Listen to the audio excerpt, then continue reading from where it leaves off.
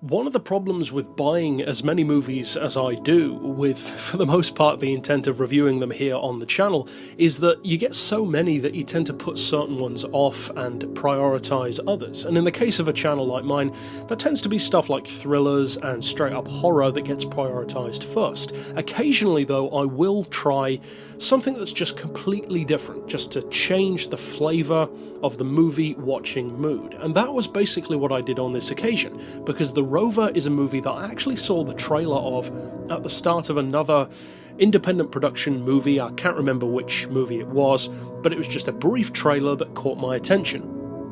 And Robert Pattinson, who is a supporting main lead, you could say, he's kind of both at the same time in this movie, is an actor who I have a certain opinion of, or at least I had a certain opinion of, due to the Twilight films. I've never seen them, but I've seen enough of them and heard enough about them to know that he wasn't exactly on my to-watch list as far as actors go. But you'll often find that these actors who people tend to not necessarily take seriously enough, and he's a perfect example, actually have a lot of ability. And he certainly does, because he's been in a couple of movies such as this one, or Good Time, where he really makes it clear that he can act. He really can act.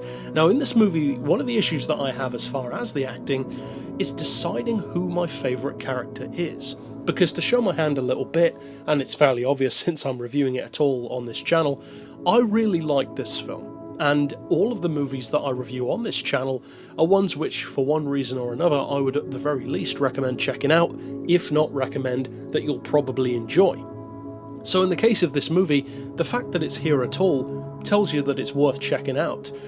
But it's more so the degree that can change, because I would say that this movie is perhaps one of my favourite films, to be honest, that I've seen in recent years. I would definitely put it that high to say that kind of thing about it. Now, Robert Pattinson, as I said, is kind of the lead, but more of a supporting lead in a weird kind of way.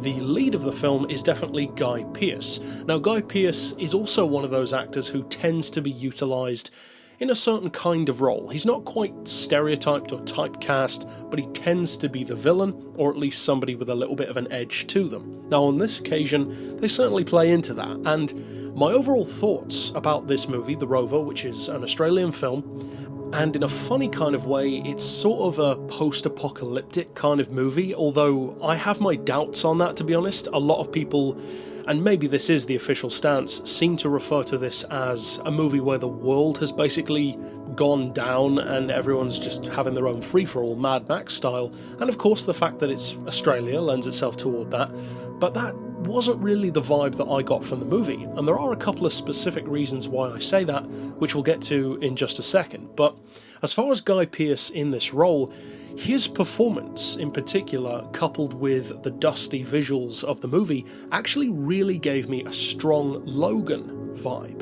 And anyone who's watched my review of Logan knows how highly I thought of that film. So that's a pretty good start, to be in that kind of playing field or ballpark. Now, what I would say that combines well with is a movie which you would probably never think of putting with Logan, but this movie proves, I think, it works really well as a dual concept. And that is Cop Car. Because Cop Car, for those who haven't seen it, and I have reviewed it also on the channel as well if you want to check out that review, it's a very small independent film starring Kevin Bacon and a couple of kids, and the essential plot is that these kids steal a police car that they happen to find, and then Kevin Bacon, who is the police officer whose car it was, is trying to track them down and get the car back. It's a great film, I absolutely love it, it's got that great indie vibe.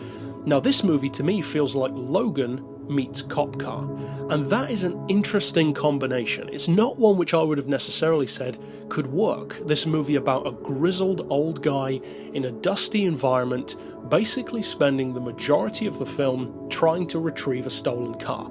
But if you think about it, that is literally those two movies put together, and that is exactly what this film is. Because as far as the plot goes, well, actually there isn't much of one, and that's one of the reasons why it's such a good film, I think. It's much more of a character piece, because the movie opens with Guy Pearce's character, who is himself playing an Australian in the film.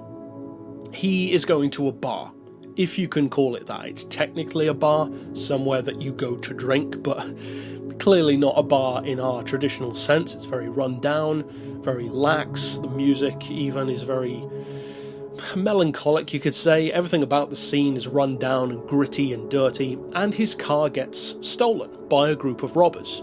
And the entire rest of the film is basically him trying to get his car back. So just like Cop Car. But the twist is, these robbers left a man behind, and that man is played by Robert Pattinson. And he is not just a robber, he's a man who's, let's say, a little bit mentally deficient, to put it one way. But although he's not necessarily the brightest guy around, when it comes to certain circumstances, he knows what he's doing. And that tends to be about criminal activities, primarily because of those other guys in the car, one of whom is his brother, teaching him these things, stuff like stealing weapons, stealing cars, how to use a weapon, etc. So he's not a stupid guy, he's just selective as far as the skills that he does have and things that he doesn't understand, social skills, for instance. And this combination of the two, this hard-edged, older man who is certainly no hero. Guy Pearce is not the hero of this film. There are no heroes in this film at all. And yet the massive opposition in character style between the two, it's perfect. They play off each other perfectly. Guy Pearce spends the majority of the film grunting and squinting angrily at things, and Robert Pattinson spends the majority of time, or the time, talking when he shouldn't be and just acting almost like a big kid in a funny kind of way. And it's great. It's a weird kind of buddy road trip movie that isn't a buddy movie because they're certainly not friends, and yet it has that kind of quality to it. As far as story goes, there isn't much of one. What I said is the story. He just wants his car back. It's as simple as that. Now, what I mentioned earlier about many people calling it a post-apocalyptic film, I get why people say that. It certainly has that kind of vibe. Everywhere is run down, everyone is armed in the film and well intending to use the weapons that they have. It feels like a free-for-all, for sure. But the reason why I don't think it's necessarily a full apocalypse, and I may be wrong, but there are two reasons. One is because at the start of the film, the opening text says 10 years after the collapse. Now, collapse is an interesting choice of word, because usually when you say a collapse, you're not talking about society. That tends to be a financial thing, a financial collapse, such as a banking system or an economy going down, which makes me think it might just be Australia. And the second thing, and this isn't really a spoiler, it's just something that comes up in the film a few times, is that a number of transactions that happen in the movie are specifically geared in such a way that the people who want the money in that transaction want American dollars. Now, to me, that would indicate that it couldn't necessarily be a full world collapse, because otherwise why would they want American dollars either? But they specifically act in a way that makes them clearly want American dollars and not Australian ones. Now, to me, those two things put together make it seem like it's more of an Australian financial collapse kind of apocalypse rather than a full-on world has gone Mad Max style thing. But as I said, maybe I'm wrong. I kind of like the idea that it's just Australia because it keeps it a little bit smaller and a little bit more realistic and more grounded. And actually, that choice as far as the storytelling goes regarding wanting American dollars actually directly leads into one of my favourite moments in the film, and actually one of my favourite moments of any film that I've seen probably ever. It would actually be up there for me to that level, and I am going to feature it in my favourite movie moments series at some point. And I'm not going to spoil what it is, of course, but it's a scene of dialogue, and it's what is said and what isn't said, and it's a scene that most people probably wouldn't really understand why it would be one of my favourites, but it's so cleverly written and so darkly comedic that you could almost completely miss the humour in the situation very easily, because this film doesn't spoon feed you, and I love that. There are characters who you're never told the backstory of, you have no idea why they're doing what they're doing, what their motivation is. People say strange things in this film and it's not really reacted to in a strange way, almost like there's this thick air of depression over everyone in the movie, which again would certainly lend itself into this idea of a financial collapse, which was of course in America called the Great Depression. So overall, as you can tell, I absolutely adored this film. I watched it 3 times in 3 days, absolutely loved it, and I found that I liked it even more each time, and I noticed more each time as well. Now, what then about the individual scores? Well, first of all, of course, as always, we have the story and the plot. And for the story and plot, even though, as I said, it's fairly minimal on the story side of things, I am still going to give it an 8 out of 10. And you're probably wondering why. If the story is so simple, why would I score it that high?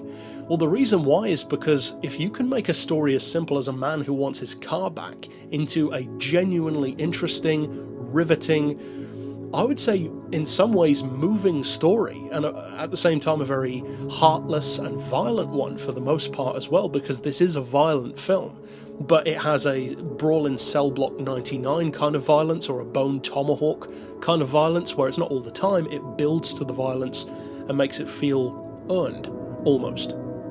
But there is more violence in this one in terms of frequency than in either of those two films, where they tend to save it for the end. Now, an 8 out of 10, certainly a high score, but I think it carried out its premise extremely well. I would have made no changes, I don't think, to the story. I loved everything about it. As far as the characters, well, I'm going to go even higher. I'm going to give it a full 10. And the reason why I'm giving it a full 10 out of 10 for characters is because every single person in this film not only looks like real people rather than actors, but they feel real as well. The movie has such a strange level of believability to it, almost like this is the most realistic post-apocalyptic film you will ever see, or at least it could be up there in that kind of category. And every single character, every actor, they're perfect. The casting, the performance, the way they look at each other, the way they do and don't say things, it's perfect. I think that everyone in the film did a fantastic job, from people who only appear on screen for a second or two, to, of course, the two brilliant performances in the lead roles of Robert Pattinson and Guy Pearce. Of course they steal the show, they're both fantastic. I have never liked either of those actors as much as I did in this film, so for me that's saying a lot, and it's an easy 10. As far as the visuals, I'm going to give it a 7. And the reason why I'm giving it a 7, which is relatively high but not extremely high, is because there is some gore, there is some blood, as I said, there is some violence, but again it's very restrained, very realistic, certainly more realistic than Cell Block 99 was, which was a little bit more on the side of being over the top on occasion, especially toward the end. In the case of this one, gunshots look, sound and feel real. People don't continue walking after being shot 100 times or anything like that. It's a realistic kind of violence. I love the dusty tone of the film, the yellowish orange tint that everything has. Everything's dusty and grimy and gritty. And to me, I just love films that look like that. And it's not a case of giving a high score to every film that's just dusty. There's a way to do it right, of course. And I think that this one did it very well. The cinematography is great. There are long, lingering shots on people's faces, facial expressions. There are a number of occasions in the film where there are just random flies buzzing around the actors' faces and landing on them, trying to crawl up their nose and stuff. But they persevere, nonetheless. So I love the gritty, dusty, dirty visuals of the film, for sure. As far as the audio, I actually loved the soundtrack in this film, if you can actually call it that. I'm going to give it an 8 out of 10 for the soundtrack and the audio design, because as far as the sound effects and the audio design point of view, gunshots, that kind of stuff, it's again very restrained, very realistic, it blends into the narrative very well.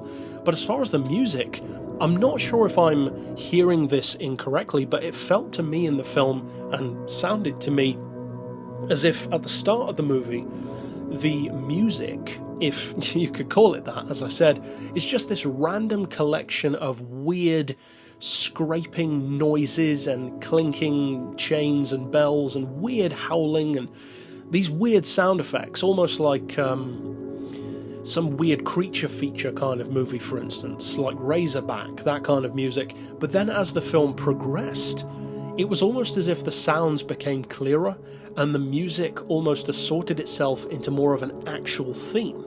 Now maybe that was just me projecting that onto the movie, but it definitely sounded that way to me, as if the music and the sound effects were all broken up and scattered and shattered at the start of the film, and then actually come together as the movie progresses into an actual soundtrack. I love that. Even if that wasn't what they were intending, that's what it sounded like to me, and I loved it. It was a weird soundtrack, but a strangely appropriate one. It was broken, just like society is. I like that. And finally, of course, as far as the rewatchability goes, the first viewing, second viewing, etc., on your own, with a group, well, for that, I'm going to rate it pretty highly again with another 8. And I guess the reason why, really, is fairly obvious. I watched it 3 times in 3 days, enjoyed it more every time, loved it the first time, adored it the second time, third time I may even include this in some kind of, for instance, top 15 or top 20 favourite movies of mine. Period. Not just in this particular genre, but just overall. I liked it that much. But for me, it's more than just a personal hype. This is just a good film. Now, it's not the kind of film that you should go into expecting the world. This is no Avengers Infinity War or some massive movie like that. Of course not. It's a very deliberately small, self-contained character piece. So if you're the kind of person who enjoys the kind of movies that I generally review, stuff like Cell Block 99, Bone Tomahawk, Frozen, and I don't mean the Disney one, those kind of movies that are very character-based, even if you're into stuff like Logan, or something completely different like 12 Angry Men, those very character-driven, personal stories, then I think you'll like this one. It's different, but it's not just weird for the sake of it. It feels very justified, and I think it's just a good film, a genuinely good movie.